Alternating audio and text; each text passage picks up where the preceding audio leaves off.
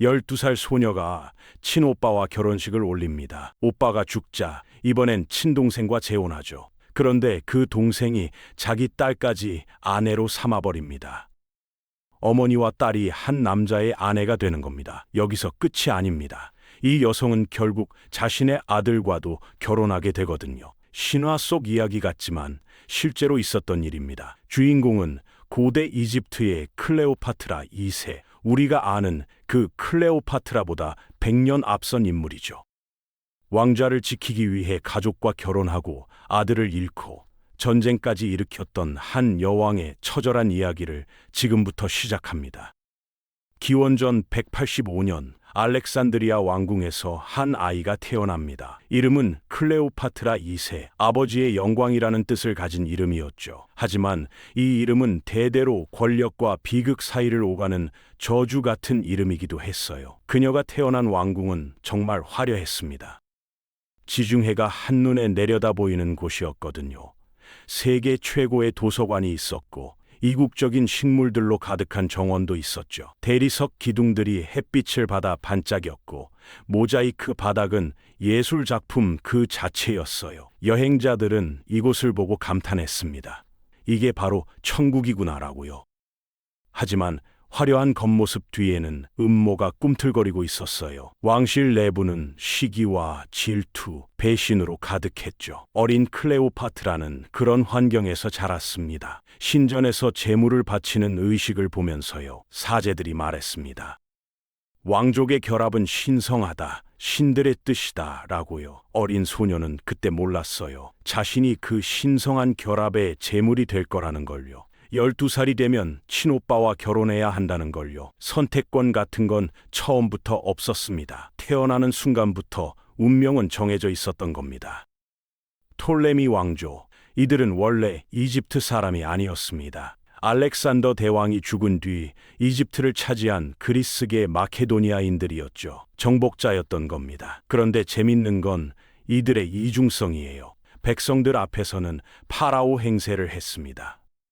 이집트 신전에서 제사를 지내고 파라오의 옷을 입고 파라오의 언어를 썼죠. 하지만 궁전 안으로 들어오면 완전히 달랐어요. 그리스어를 쓰고 그리스 음식을 먹고 그리스 철학을 논했습니다. 겉과 속이 다른 왕조였던 거예요. 그리고 이들에겐 특별한 전통이 하나 있었습니다.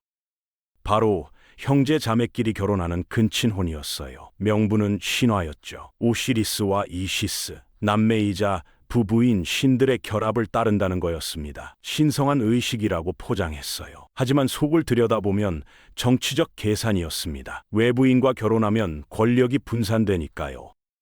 왕좌를 다른 가문과 나눠 가질 순 없었던 겁니다. 그래서 혈통의 순수성이라는 명분으로 근친혼을 정당화했죠. 하지만 대가는 혹독했습니다. 세대를 거듭할수록 유전병이 나타났어요. 정신질환, 신체 허약, 비만, 신성함을 가장한 광기가 왕조 전체를 병들게 하고 있었던 겁니다. 클레오파트라 2세가 12살 되던 해, 운명의 날이 찾아옵니다. 친오빠 톨레미 6세와의 결혼식이었죠. 이시스 신전에서 성대한 의식이 치러졌습니다. 백성들은 환호했고 사제들은 축복했어요. 하지만 신부와 신랑은 아직 어린아이에 불과했습니다. 선택권 같은 건 없었어요. 태어날 때부터 정해진 운명이었으니까요. 남편 톨레미 6세는 우유부단한 성격이었습니다. 신하들 말에 쉽게 휘둘리는 타입이었죠. 반면 클레오파트라 2세는 달랐어요. 어린 나이였지만 권력의 흐름을 본능적으로 읽어냈습니다.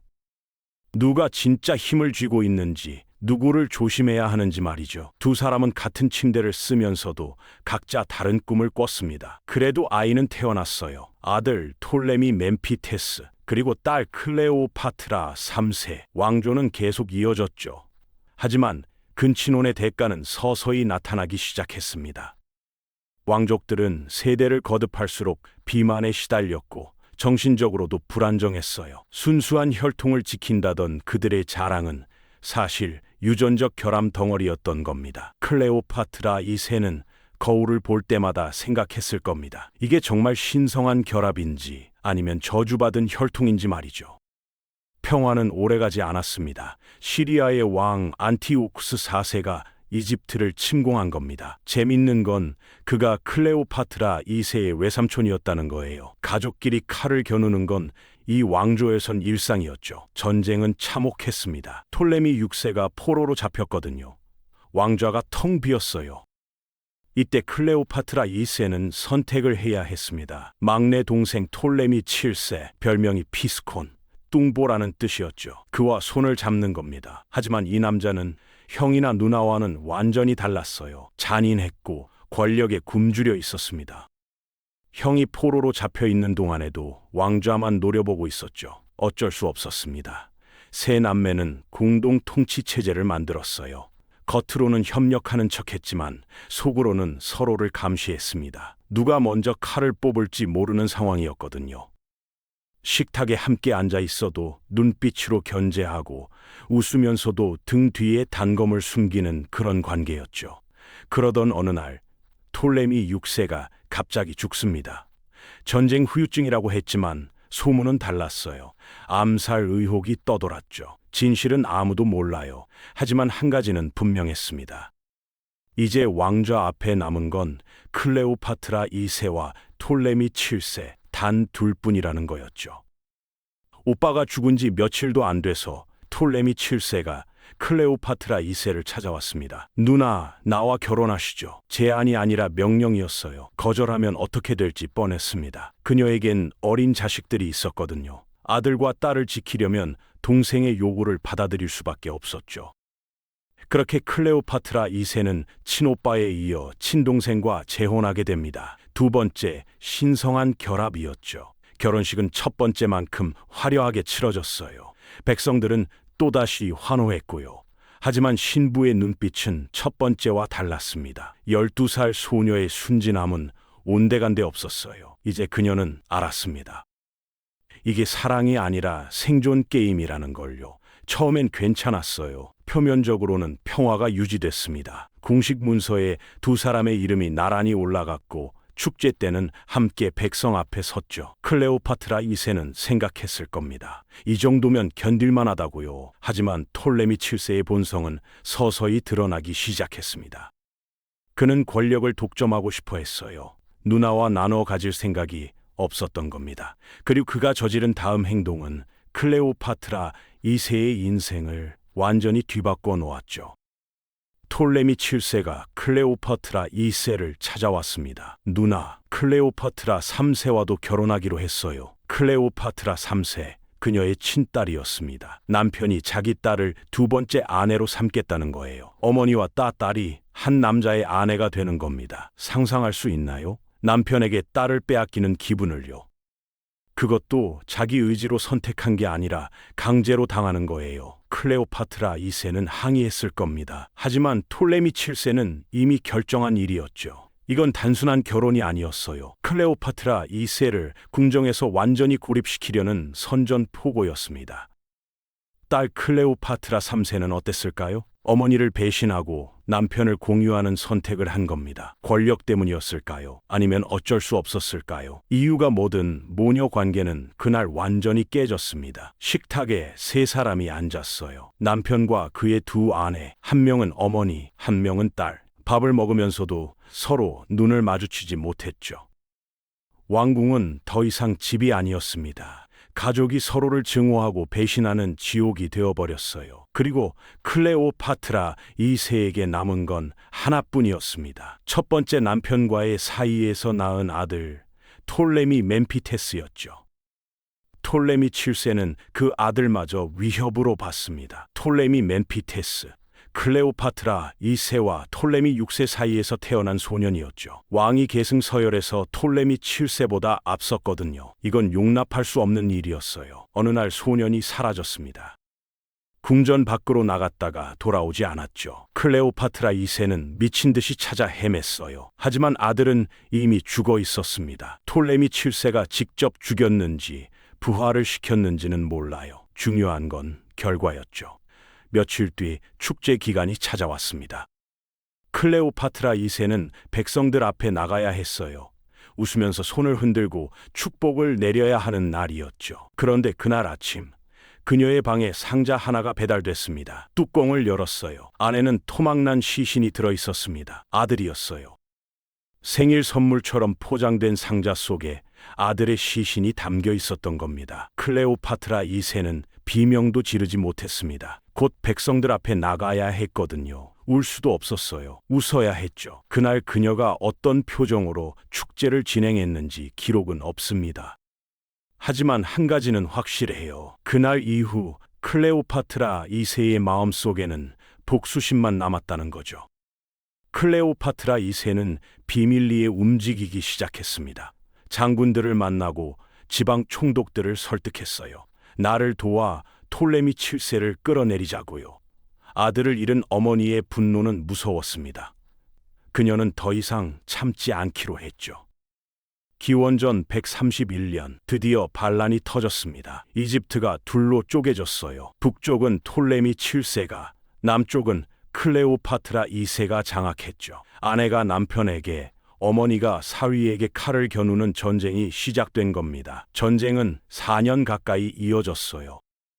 처음엔 클레오파트라 2세가 우세했습니다. 많은 백성들이 그녀를 지지했거든요. 톨레미 7세의 잔혹함을 싫어했던 사람들이 많았죠. 하지만 톨레미 7세는 후퇴하지 않았습니다. 그는 병력을 재정비하고 용병을 고용했어요. 그리고 다시 돌아왔죠. 이번엔 더 잔인하게요.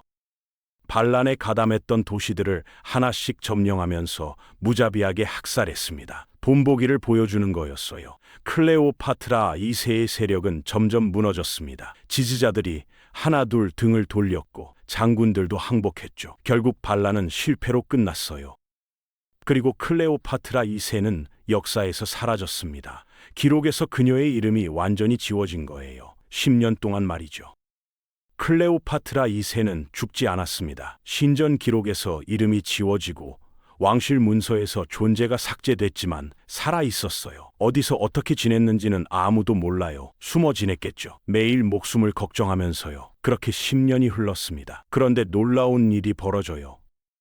클레오파트라 2세가 다시 알렉산드리아 왕궁에 나타난 겁니다. 유령처럼요. 더 놀라운 건 톨레미 7세와 클레오파트라 3세가 그녀를 받아들였다는 거예요. 왜였을까요? 정치적 피적 필요 때문이었습니다. 톨레미 7세의 통치는 백성들에게 인기가 없었거든요. 너무 잔인했으니까요.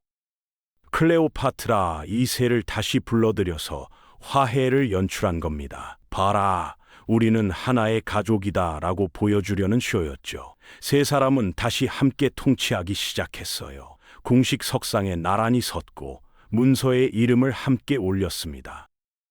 하지만 누구도 속지 않았어요. 이건 진짜 화해가 아니었으니까요. 클레오파트라 2세는 매일 식탁에 앉아 밥을 먹었습니다. 아들을 죽인 남편과 자신을 배신한 딸과 함께요. 어떤 기분이었을까요? 손주들이 태어났어요. 톨레미 7세와 클레오파트라 3세 사이의 아이들이었죠.